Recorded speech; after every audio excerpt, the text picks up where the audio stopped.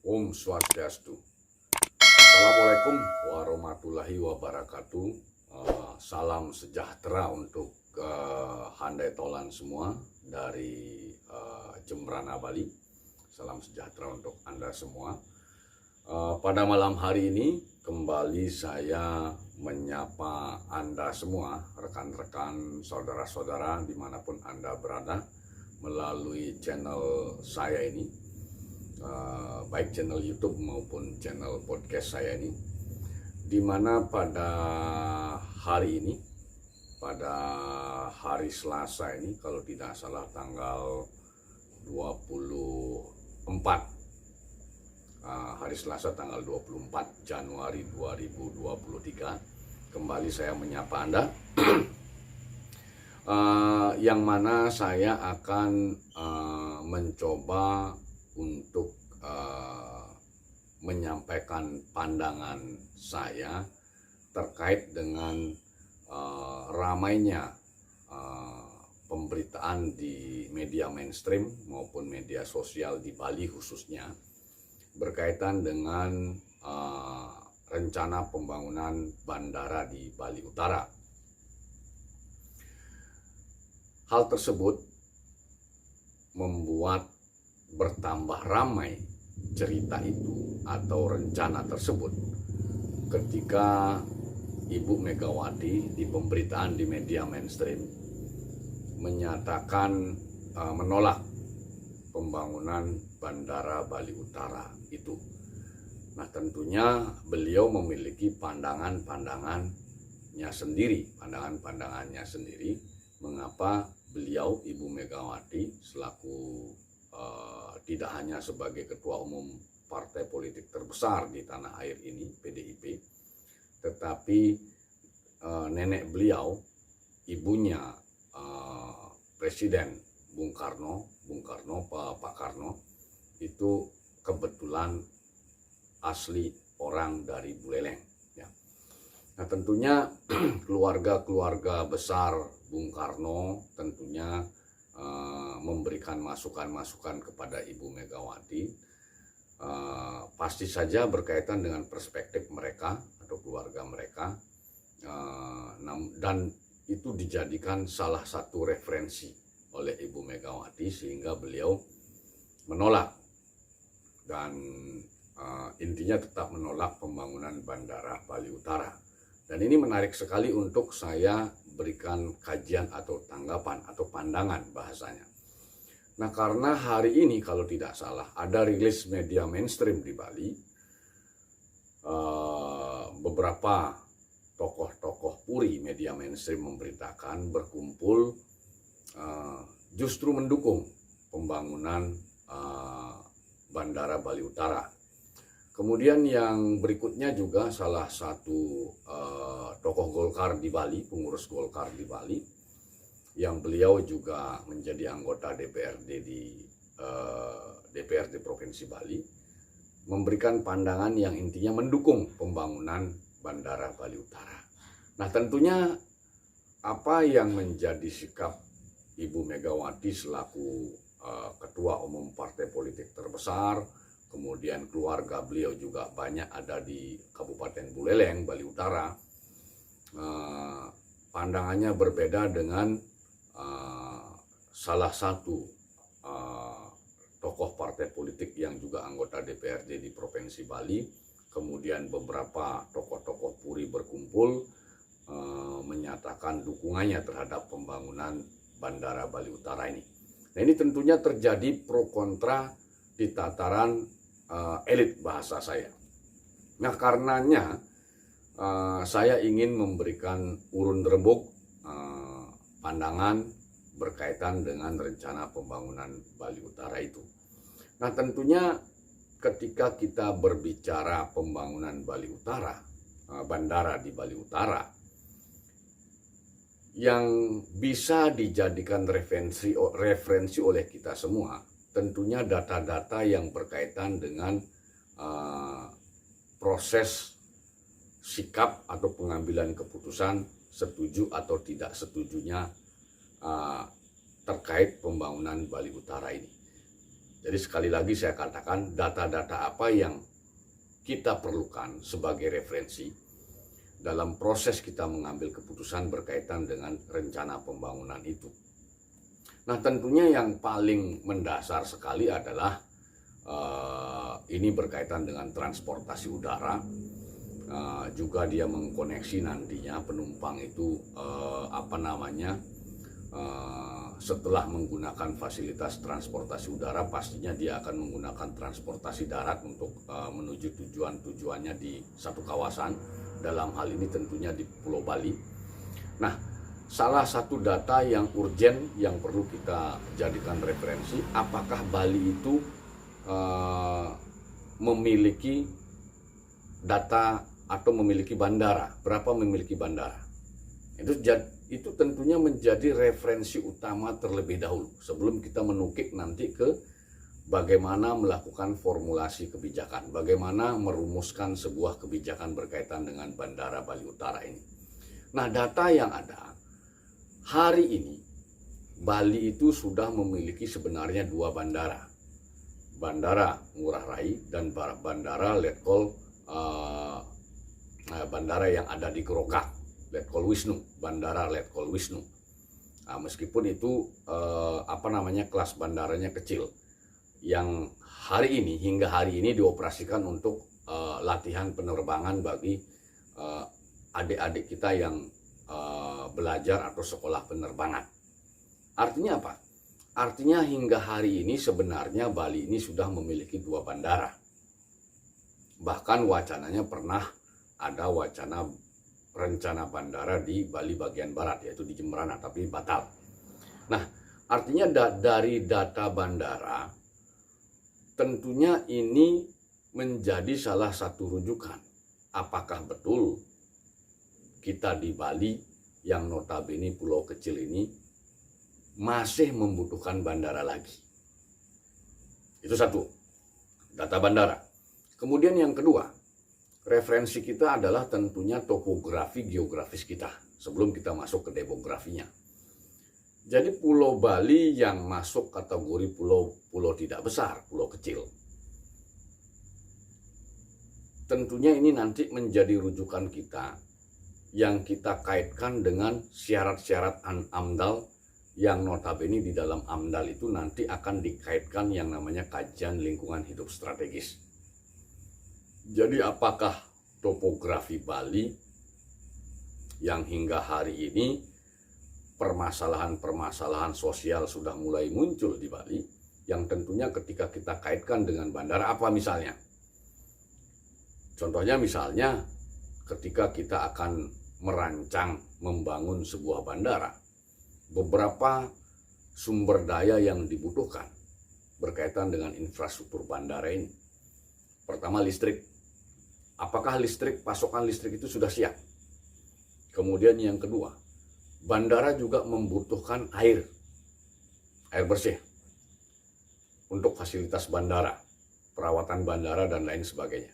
Apakah air bersih itu bisa mencukupi untuk kebutuhan bandara? Dan hal-hal lainnya. Jadi itu berkaitan dengan topografi dan kaitannya dengan sumber daya alam, sumber daya yang ada di pulau-pulau Bali ini. Nah, kemudian yang ketiga yang menjadi referensi, demografi. Penduduk Bali berapa? Mungkin kisaran 4 jutaan. Yang penyebarannya mungkin lebih terkonsentrasi di 3 kabupaten kota di Bali. Denpasar, Kota Denpasar, Kabupaten Badung, dan Gianyar. Tersentral di sana. Lalu tempat bandara di Bali Utara ini bisa dikatakan ya kurang lebih mungkin penduduk di Buleleng itu mungkin tidak sampai setengah penduduk di Pulau Bali. Artinya apa? Apakah benar? Apakah relevan bandara itu kita butuhkan dan posisinya di Bali Utara? Itu menjadi pertanyaan ketiga. Sebelum kita lebih menukik lagi nanti sebentar, kita gunakan referensi-referensi yang lebih teknis. Nah, yang tidak kalah pentingnya juga untuk kita cermati bersama. Tadi sudah bicara data bandara, kemudian referensi geografis, kemudian referensi demografis. yang akan menerima manfaat. Keempat, siapakah yang akan menerima manfaat langsung ketika bandara itu dibuat? Apakah manfaat langsungnya itu bisa diterima paling tidak oleh orang-orang yang ada di wilayah Bali Utara itu? Nah, ini tentunya untuk membuktikan ini perlu studi komparasi. Misalnya contohnya, bagaimana outcome yang diperoleh oleh masyarakat di sekitar Bandara Internasional Lombok. Yang tadinya dia punya di Lombok itu punya Bandara Selaparang, kemudian membangun bandara baru di dekat Mandalika itu. Bagaimana outcome yang diterima oleh masyarakat di sekitar Bandara Internasional Lombok itu. Itu perlu dibuatkan penelitian sebagai pembanding. Kemudian yang kedua mungkin diteliti Bandara Kertajati. Bagaimana hasil penelitian di Bandara Internasional Lombok dengan Bandara Kertajati misalnya. Apakah masyarakat di sekitar bandara itu menerima manfaat langsung atas keberadaan bandara? Nah, sementara pada saat yang sama kita tahu tadi referensi bahwa Pulau Bali ini sangat kecil sekali. Seandainya dikaitkan dengan penambahan jumlah bandara. Sementara pada saat yang sama sudah ada 2 bandara. Nah, itu 4 hal yang bisa kita gunakan sebagai referensi umum terlebih dahulu. Kemudian kita masuk ke hal yang bersifat teknis. Nah, ya hal yang bersifat teknis, yang dasarnya itu kajian konseptual. Jadi setiap keputusan pejabat publik itu paling tidak menggunakan 4 pendekatan. Untuk kasus di Asia, termasuk Indonesia, yang pertama itu adalah pendekatan budaya dulu. Bagaimana pendekatan budaya ini berkaitan dengan rencana keberadaan bandara di Bali Utara itu.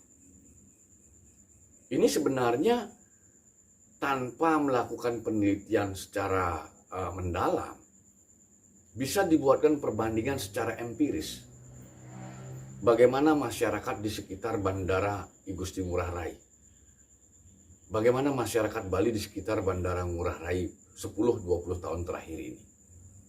Terutama berkaitan dengan penguatan modal sosial mereka.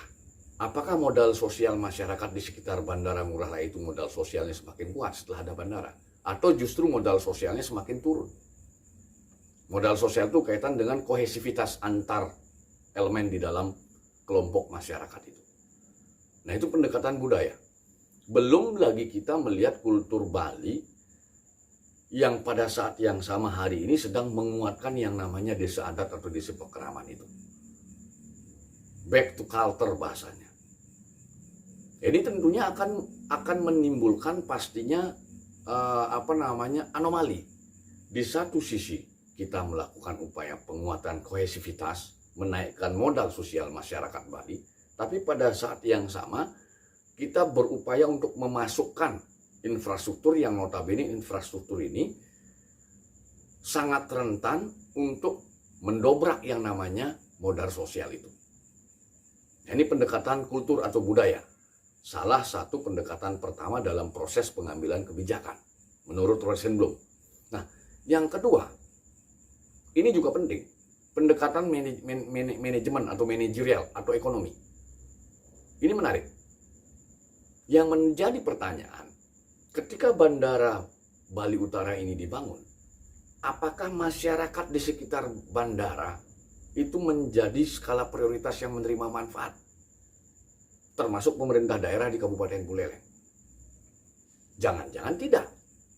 Seperti komparasi bisa kita buatkan komparasi di Bandara Ngurah Rai, kemudian ada bandara-bandara di provinsi lain.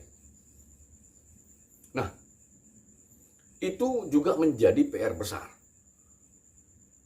Tidakkah nanti jangan-jangan hal ini dipaksakan justru menguntungkan oknum-oknum, bukan masyarakat yang ada di sekitar bandara. Apalagi tadi kita sudah bahas bahwasanya keberadaan bandara harus diikuti oleh ketersediaan sumber daya, listrik, air bersih, dan lain sebagainya. Nah itu kita ketika menakar menggunakan pendekatan manajerial atau manajemen, ada ekonomi di situ.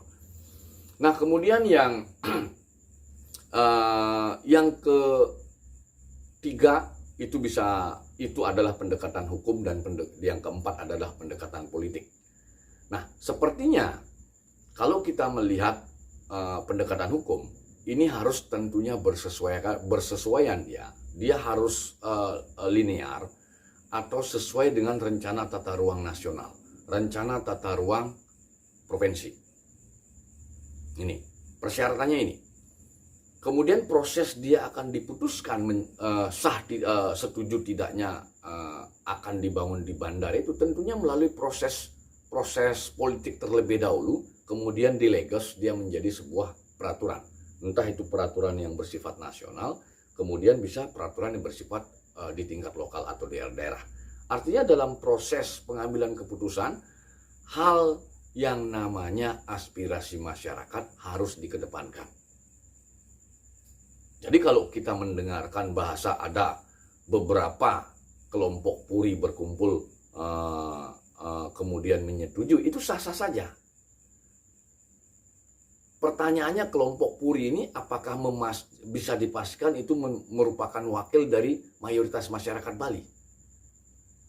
Sementara sistem ketatanegaraan kita hari ini sudah ada wakil-wakil kita. Ada kepala daerah yang kita pilih, kemudian ada wakil rakyat yang kita pilih mulai dari kabupaten kota, DPRD provinsi sampai ke DPR RI dan DPD RI. Jadi siapapun bebas berpendapat. Kalau kita sikapi berkaitan dengan pandangan tokoh-tokoh puri yang berkumpul menyetujui bandara itu. Tetapi apakah itu mewakili aspirasi masyarakat? Termasuk saya yang notabene berKTP Bali juga. Ini menjadi PR besar untuk kita semua. Artinya jangan sampai pengambilan keputusan ini justru mencederai keinginan rakyat itu sendiri. Apalagi dia menampik yang namanya kaidah-kaidah keilmuan yang didasari oleh referensi konsep dan data-data pendukung. Jadi membangun itu sebenarnya ketika regulasi sudah dikeluarkan oleh pemerintah dengan paradigma kekinian, ada yang namanya pendekatan green, kemudian ada yang namanya di regulasi di Indonesia itu ada namanya kajian lingkungan hidup strategis. Ini rasanya kurang pas keberadaan Bandara Pandangan saya. Karena kita berpikir bagaimana Bali tidak hanya 10 tahun ke depan, tetapi 30 tahun ke depan, 50 tahun ke depan. Sementara hari ini, persoalan-persoalan yang saya katakan tadi, tidak hanya sumber daya listrik yang kita masih kekurangan, termasuk sumber daya air. Nah ini yang perlu didengarkan oleh para pengambil kebijakan, tidak hanya di tingkat lokal tapi di tingkat pusat. Jadi apakah wacana itu memang sudah disampaikan ke publik? Sudah dilakukan sosialisasi ke masyarakat? Ada ruang untuk melakukan debat dengan masyarakat, termasuk dunia kampus. Jadi bukan semata-mata bicara infrastruktur, tetapi sebagai kesimpulan saya, pembangunan itu bukan membangun infrastruktur semata. Pembangunan sudah jelas konsep pembangunan di dalam salah satunya di dalam lagu kebangsaan kita Indonesia Raya. Bangunlah jiwanya, bangunlah badannya. Jadi yang dibangun itu manusia. Infrastruktur itu justru sebagai skala pendukung, bukan skala prioritas. Jadi skala pendukung untuk membangun manusianya. Jadi apakah bandara ini memang dibutuhkan oleh orang-orang Bali? Orang-orang yang tinggal di Pulau Bali? Menurut pandangan saya hingga hari ini dengan beberapa referensi saya tadi, termasuk bagaimana kita menggagas, memikirkan Bali 50 tahun ke depan, bahkan 1 abad ke depan, dengan paradigma membangun secara global sekarang, yang menggunakan tidak hanya pendekatan AMDAL, tapi pendekatan kajian lingkungan hidup strategis, yang berupaya untuk menjaga kelestarian semesta ini. Jadi rasanya kesimpulan saya lebih sependapat dengan apa yang disampaikan oleh Ibu Megawati selaku Ketua Umum Partai politik terbesar di tanah air ini, yang notabene keluarga beliau juga banyak ada di Bali Utara. Jadi saya cenderung lebih bersepakat dengan Ibu Megawati. Ini pandangan saya. Harapan saya melalui vlog saya ini, saudara-saudara saya yang tinggal di Bali, yang ber-KTP Bali bisa menontonnya, bisa sama-sama memberikan masukan kepada pejabat publik yang memiliki kewenangan untuk mengambil keputusan berkaitan dengan hal tersebut. Nah, demikian pandangan saya pada malam ini saya sampaikan. Apabila dalam pandangan tadi ada yang kurang berkenan, saya mohon maaf. Saya tutup dengan menyampaikan Pramesanti. Om Santi Santi Santi Om. Wassalamualaikum warahmatullahi wabarakatuh. Salam sejahtera untuk kita semua. Salam Namo Buddhaya. Selamat malam.